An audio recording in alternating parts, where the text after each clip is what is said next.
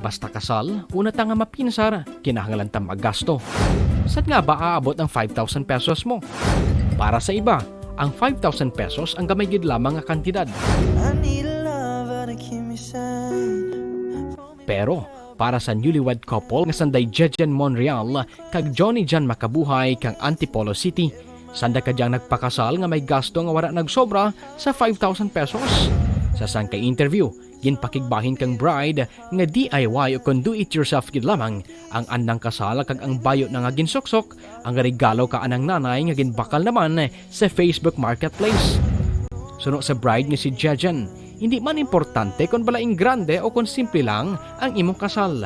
Mas importante suno ka na nga presente o kung regyan ang mga tawo nga ginapalangga mo kag nagapalangga man kanimo.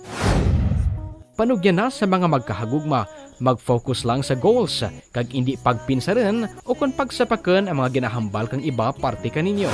Mas mayad nga tutukan ang mga prioridad kag plano sa inyo kabuhi agad makaagem kang mayad nga parabuton. Para sa Viral Balita, Mark Anjo de la Gracia, The Kinaray A Chronicle.